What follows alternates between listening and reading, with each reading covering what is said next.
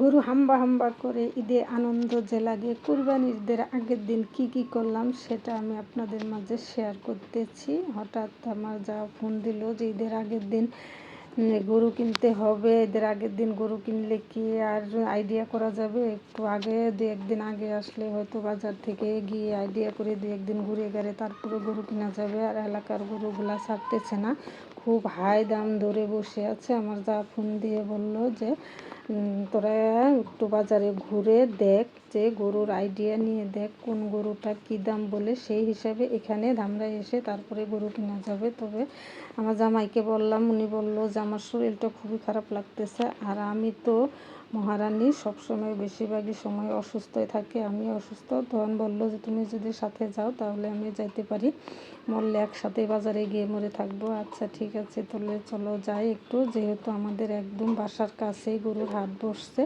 ওইখানে আমরা চলে আসলাম। আমার ছেলেটাকেও বললাম যে তুইও সাথে আয়, যে যদি পাই গরু আমাদের বাজেট মতো তাহলে আমরা কিনে ফেলবো, আর যদি না পাই তো ঘুরে ঘুরে দেখে আমরা একটু আইডিয়া করে চলে আসবো। তাই আমরা বাজারে চলে আসলাম। আমার যা তো দিক দিয়ে বলতেছে যে ছোটো ছোটো গরুগুলা পাওয়া যায়, ওগুলা পারলে দুইটাই নিতে আমার দুজনে, মূলত আমরা সবসময় আমি আর আমার ভাসুরে দুইজনে এক গরু কুরবান দিয়ে থাকি। আমাদের বাজেট হচ্ছে 1,20,000 টাকার মধ্যে বাজেট, তাহলে 1,20,000 টাকার মধ্যে তো একটা গরু মোটামুটি ভালোই পাওয়া যাবে ইনশাল্লাহ।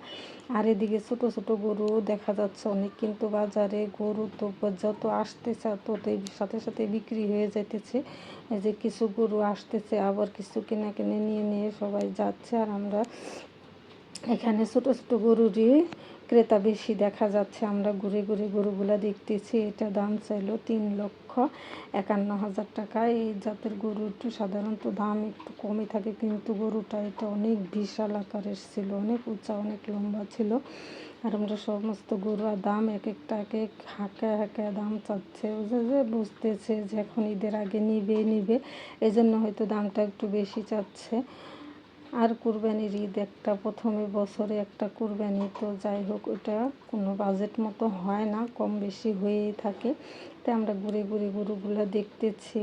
এই গরুটার দাম যে 71,000 একজনে বলছে, দিল না 71, হয়তো 72-75-এর মধ্যে দিয়ে দিব। তো অনেকটা সময় আমরা বাজারে ঘুরে ঘুরে এই যে দেশি দুইটা ছোটো ছোটো সার, এই দুইটাকে আমাদের পছন্দ হয়ে গেল। একটা 1,20,000 টাকা দাম চেয়েছিল, আর একটা 80,000 টাকা। তো এই গরু দুইটা আসছে ধামরাই মানিকগঞ্জ থেকে, কিন্তু এটা আবার ঢাকা সিটিতে ঢোকার পরে আবার এটা ধামরাইতে এই দুইটা চলে যাবে। আমরা এই গরু দুইটাই নিয়ে নিলাম, দামাদামি করে আমরা একটা গরুই নিলাম না, দুইটাই নিয়ে নিলাম। একটা নিলাম 71,000 টাকা দিয়ে, আরেকটা নিলাম 61,000 টাকা দিয়ে। আর এদিকে তো আমার ছেলে এবং আমার জামাই তো ভিডিও করলে আমার যাকে দেখাচ্ছে গরু, উনি বলতেছে যে না ভালোই হয়েছে, নিয়ে নাও।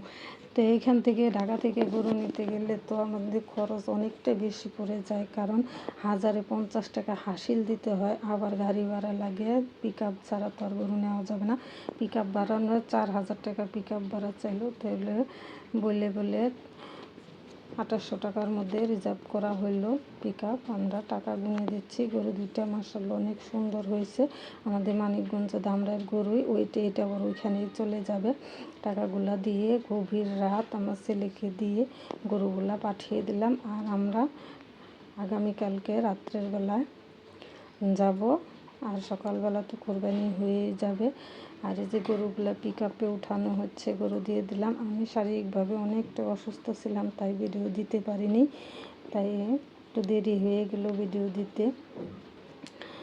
যে এরা কত ভাগ্যবান গরু, কারণ এরা আল্লাহর নামে কুরবানি হয়ে যাবে।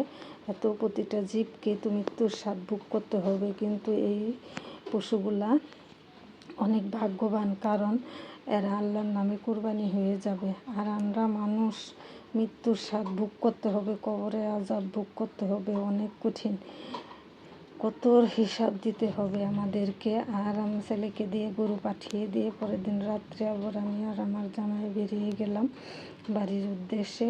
এসে এটা হচ্ছে গিয়ে সাভার সেনা মার্কেট, এই মার্কেটে কখনো আসা হয় না, জাস্ট শুধু নিচে জুস টুস আবি যাবে এগুলা খাইছি, কিন্তু উপরে অনেক বড় বিশাল সুন্দর মার্কেট, এখানে কখনো উপরে কখনো ওঠা হয়নি।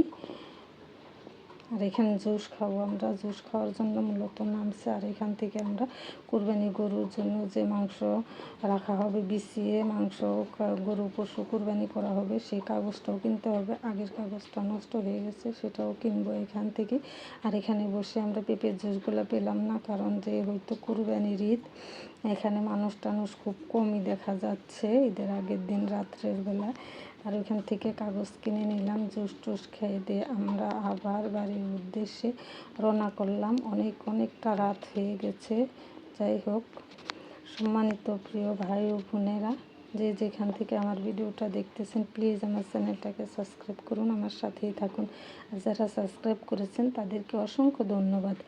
আর এখানে আমরা আবার চলে এলাম হচ্ছে গিয়ে নরহাট বাজারে। এখানে জনতা হোটেলে দই মিষ্টিগুলো অনেক ভালো। এখান থেকে সবসময় আমরা দই মিষ্টি নিয়ে থাকি। এখানে দই নিতে আসলাম, বলছে যে না, দোকান পরে এখন আমরা বন্ধ করে দিয়েছিলাম, যে এক পাতিল দই আছে, তাছাড়া আর কোনো দই নেই। টক দই খুঁজলাম, টক দইও নেই এখানে। আর হালকা পাতলা কিছু মিষ্টি আছে, আর মিষ্টি নিয়ে তো আর কোনো দরকার নেই।